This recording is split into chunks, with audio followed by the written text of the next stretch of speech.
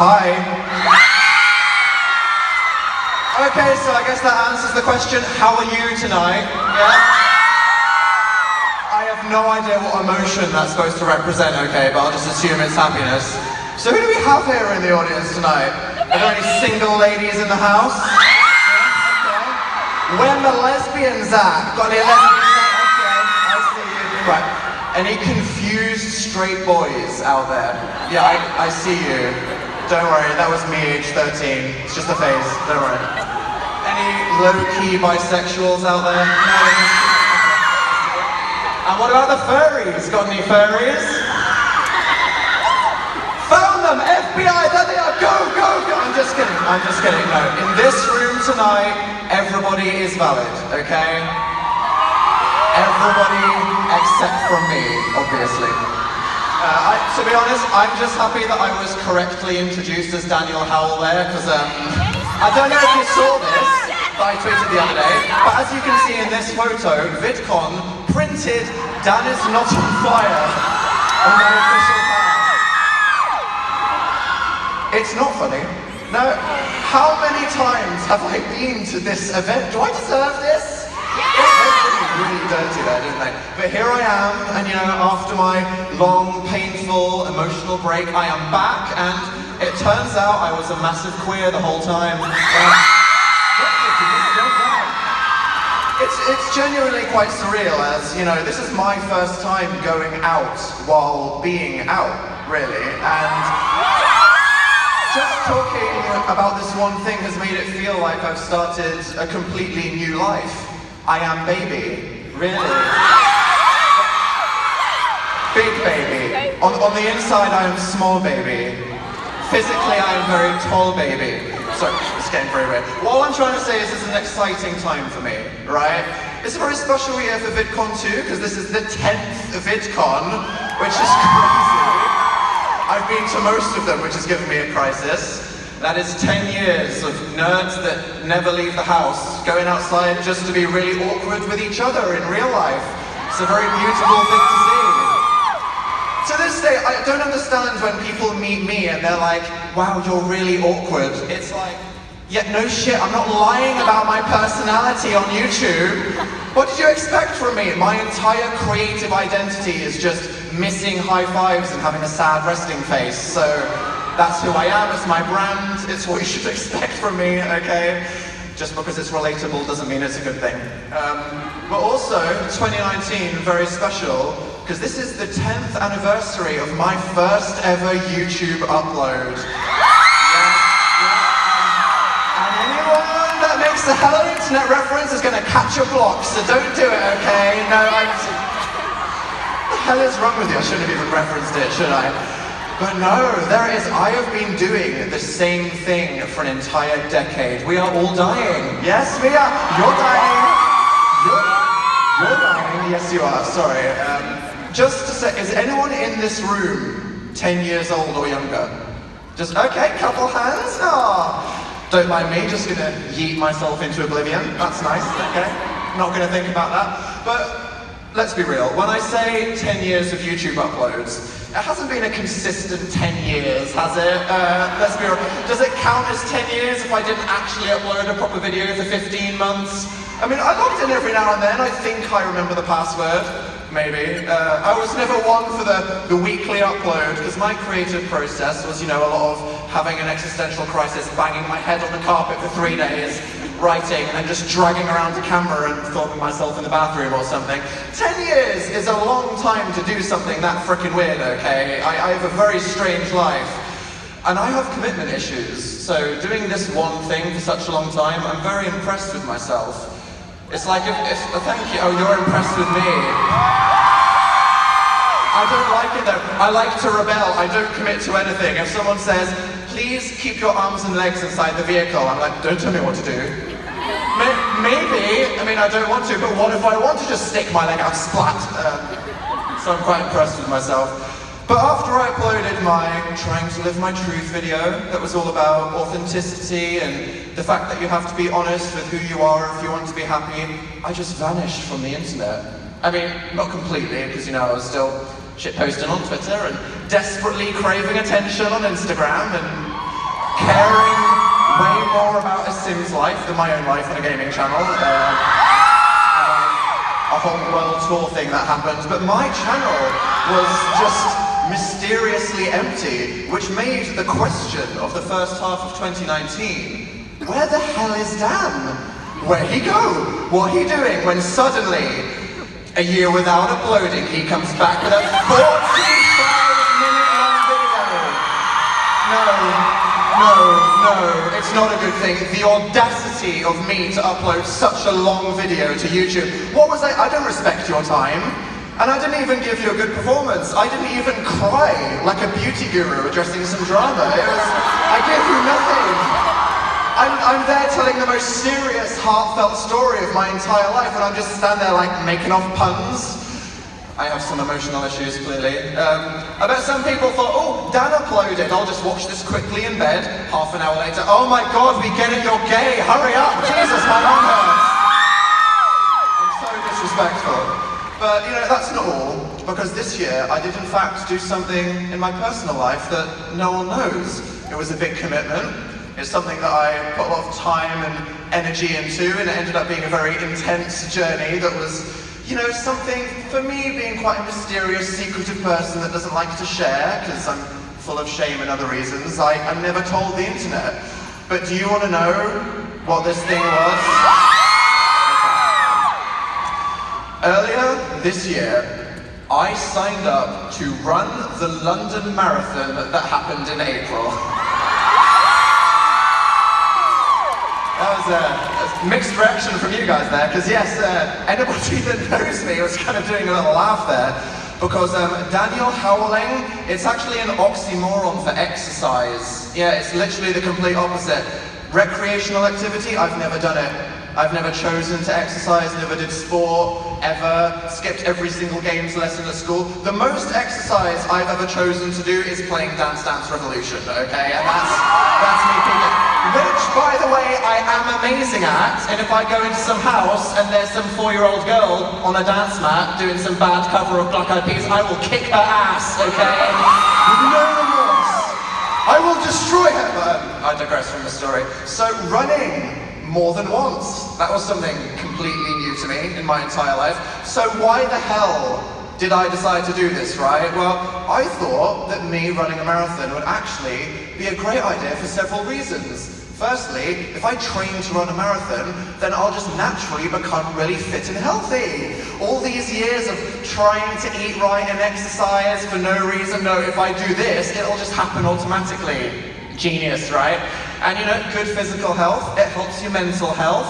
And if I had abs, I'd probably be naked on Instagram all day, so there's lots of angles to this, right? Also, importantly, the whole point of the London Marathon is that it's an opportunity to raise money and awareness for a charity. And that's a really good thing to do, right? Especially with someone with my platform, because not only does it help make the world a better place, but it would make me look really good, which is also really important, and I'll enjoy that feeling because I have no time for altruism or no need for it, okay? Enjoy being a good person. As well as that, I figured it would just be quite a good story. Because you know me, a young British guy that has publicly struggled with mental health, overcoming all of it in this epic test of physical and mental endurance to say, hey, no depression, anxiety, paranoia, various food addictions, gay trauma, etc. I stomp on you with my chunky running shoes. Symbolically conquering all the issues of my life. It would be a really good story, wouldn't it? Well, I bet you all know where this is going.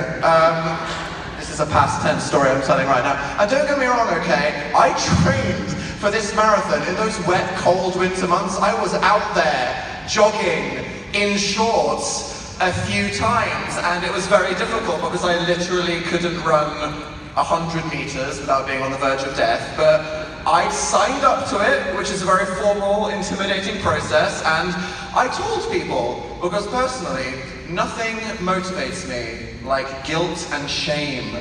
It's the fear of disappointing people, you know, that's what really gets me up in the morning. So I told my family, and I told my friends, and they were like, wow, you gon' die. This is terrible. I mean, you go, Dan. Yeah, you got this. This is amazing. I felt so much love and encouragement from the people around me, but still, I didn't feel confident enough to tell all of you and people on the internet because the stakes were so high, and if I failed, if I just fell over halfway through, that would have been humiliating, which is, a shame, because I'm sure your support could have made all the difference to me. But I gave it my best training for this race, and I guess the moral of this story is that sometimes your best actually isn't good enough. It isn't. That's how, oh, you're so sympathetic. And then some of you are like, yeah. Two different kinds of people in this room. But it was hard, because, after all the training and telling people I carb loaded about 20,000 calories worth of sweet potatoes, I ended up pulling out from doing the race the night before. Okay? Literal the worst. I did all of that and then at the last minute fail. My mission to conquer mental health and being this amazing symbol for resilience and growing past all your things, it turns out mental health won. Yeah. Whoops. Which it's not the ending that you wanted to hear, right? But it's what bloody happened, so you have to deal with it. Hey, life's not fair. I just didn't feel ready. And this was quite a big deal, even after my months of training. My fitness level at the start was so low, there was just no hope for me. And because I was afraid of telling you guys to come support me, then I felt like, this opportunity to support the charity was wasted. And then at the hardest moment, the most difficult thing, other than digesting all of the potatoes that I ate the night before, was having to tell the family members and friends that I told I was doing this, that I wasn't going to do it. And that's hard, I mean, talking to people generally, but specifically disappointing them, letting down people that really believed in you. And the thing that made this the hardest was probably my mum, because in that night before the race, I was just about to call her and be like, Mum, yeah, I have to tell you, I'm not actually doing that thing. Guess what my mum texted me? This photo. My mum! Team Dan, isn't that the cutest shit you've ever seen in your life? I was about to tell her I wasn't doing it, so I felt terrible, okay? I was like, oh my God, Mum. I'm so proud of you, I'm gonna be there with a t-shirt. I didn't tell you to make t-shirts, Mum, oh my God.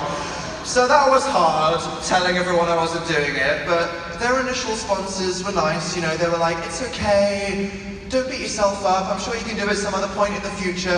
I'm proud of you for just trying. But a couple of weeks later, after a few more conversations, suddenly the real tea started to spill itself. My mum said to me, to be honest, I thought it was a bad idea that you signed up. Oh, okay.